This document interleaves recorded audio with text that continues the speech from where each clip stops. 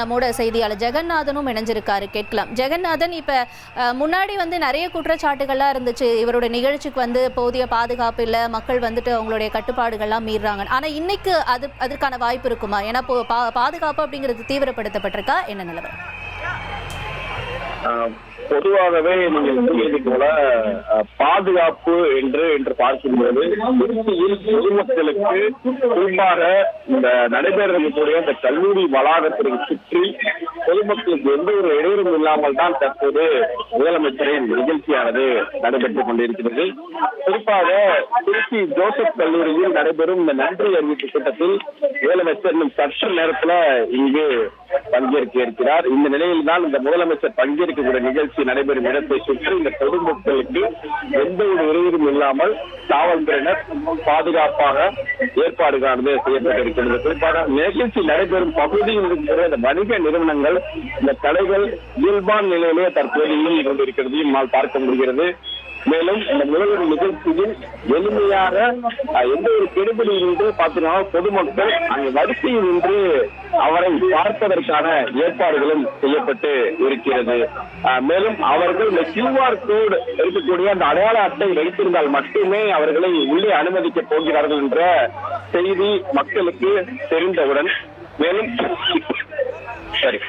முதலமைச்சர் விஜய் அவர்கள் வரும்போது அவருக்கு உச்சக்கட்ட பாதுகாப்பு இருக்கும் என்று பொதுமக்களுக்கு இயல்பாகவே அந்த தெரிந்த நிலையில் தற்போது அவர்கள் முன்பு போல அவர் வாகனத்தை பின்தொடர்வது இது போன்ற விஷயங்கள் எல்லாம் நடைபெறாமல் இருக்கும் என்பது அவர்களுக்கும் தெரியும்.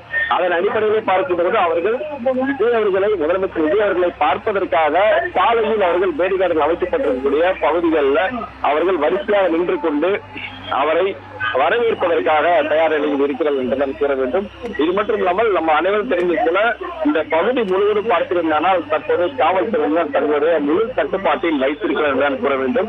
ஏனென்றால் நாலு பேர் பார்த்திருந்தால் இங்கே அந்த 5000 பேர் உள்ளே நுழைவதற்கு 2 நுழைவு வாயில் வைக்கப்பட்டிருக்கிறது. கேட் நம்பர் 4 மற்றும் கேட் நம்பர் 3 ஆகிய 3 வழிகளாக அவர்களை உள்ளே அனுப்பிக் கொண்டிருக்கிறார்கள். இந்த நிலையில் பார்க்கும்போது இந்த கேட் நம்பர் 4 முழுமையாக பேரிகார்டுகள் வரிசையாக அவர்கள் உள்ளே செல்வதற்காக பேரிகார்டு வைக்கப்பட்டிருக்கிறது. 12 மணி முதல் பார்த்தீங்கன்னா அந்த பேரிகார்டுகள் வழியாக அவர்கள் ஒருவருக்கு ஒருவராக உள்ளே செல்லக்கூடிய காட்சிகளை பார்க்கும்போது காவல்துறையினர் அவர்களுடைய அந்த QR கோடு அடையாளத்தை வைத்திருக்கிறார்கள் என்று அவர்களை முழுமையாக சோதனை செய்த பின்பு குறிப்பாக அவர்களிடம் வேறு ஏதாவது ஆயுதங்கள் தண்ணீர் பாட்டில்கள் வேற ஏதாவது உள்ளே கொண்டு போகிறார்களா என்று பல்வேறு விதமான அவர்களை சோதனை செய்த பின்பு உள்ளே அனுப்புகிறார்கள். சுமார் 3 மணி நேரமாக தொடர்ந்து காவல்துறையினர் அனைவரையும் சோதனை செய்த பின்பு உள்ளே அனுப்பி கொண்டிருக்கிறார்கள். தற்போது உள்ளே 5000 பேர் முதலமைச்சர் விஜய் இந்த வரவேற்பு அந்த குறிப்பாக அவரை வரவேற்பு உள்ளே அவர்கள் இந்த அவருடைய உரையை கேட்பதற்காக தற்போது தயார் நிலையில் இருக்கிறார்கள்.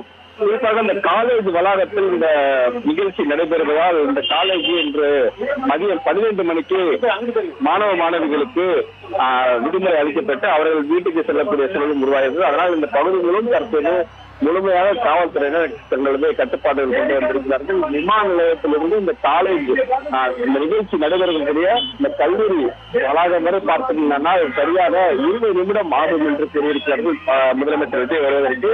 அந்த மறும் வழியில் இருந்து பார்க்கும்போது பல்வேறு வகையான பாதுகாப்பு ஏற்பாடுகளும் இங்கே செய்யப்பட்டிருக்கிறது. குறிப்பாக விஜய் அவர்களை சந்திப்பதற்காக இங்கு வரக்கூடிய விவிஐபிகள் அனைவரையும் கேட் 5 உள்ளே அனுப்புகிறார்கள். இந்த பகுதியில் பார்க்கணும்னால் அமைச்சர் பெருமக்கள் கட்சியில் இருக்கக்கூடிய முக்கிய பொறுப்பாளர்கள் மட்டுமே இங்கே உள்ளே அனுமதிக்கிறார்கள். அதனால் இந்த பகுதி தற்போது முழுமையாக காவல்துறை கட்டுப்பாட்டில் எடுத்திருக்கிறார்கள். இந்த நுழைவு வாயில் பார்த்தீங்கன்னா விவிஐபியை தவிர வேறு யாரையும் உள்ளே அனுமதிக்கவில்லை. தற்போது இந்த சாலையில் பார்த்துக் கொண்டிருக்கிறோம். சாலை முழுவதும் வாகனங்கள் தற்போது வரை இயல்பாக சென்று கொண்டிருக்கிறது. எந்த ஒரு இடையூறும் இல்லாமல் இந்த வாகனங்கள் தற்போது ரோட்டையும் பார்த்துக்கோங்க டிராபிக் ஜாம் இல்லாமல் எந்த ஒரு போக்குவரத்து இடையூறும் இல்லாமல் இந்த பகுதி முழுவதும் வாகனங்கள் இயல்பாக செல்லக்கூடிய காட்சிகளும் பார்க்க முடிகிறது. இன்னும் சற்று நேரத்தில் முதலமைச்சர் விஜய் அவர்களுடைய கான்வாய் கல்லூரி வளாகத்திற்கு வந்து சேரும் என்ற எதிர்பார்ப்புடன் தற்போது எதிர்பார்த்துக் கொண்டிருக்கிறார்கள்.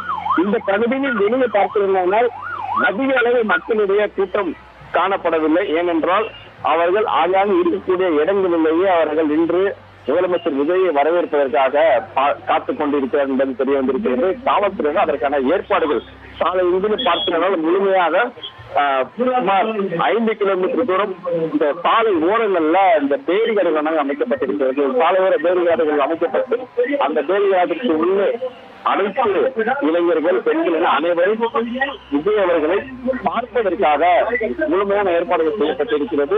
தற்போது காவல்துறையினர் கட்டுப்பாட்டில் திருச்சி மாநகர் முழுவதும் இருக்கிறது என்றுதான் கூற வேண்டும். 1,28,00,000 மனங்களை வென்ற தந்தி டிவி யூடியூப் சேனல். தவிர்க்க முடியாத தம்ப்நெயில், கலக்கலான கான்டென்ட்ஸ். நீங்களும் இந்த குடும்பத்தில் இணைய இப்பவே சப்ஸ்கிரைப் பண்ணுங்க. அசுரபலம் கொண்ட எங்கள் டிஜிட்டல் கரங்களில் உங்கள் விளம்பரங்களை சேர்க்க வாட்ஸ்அப் பண்ணுங்க. 8939888378.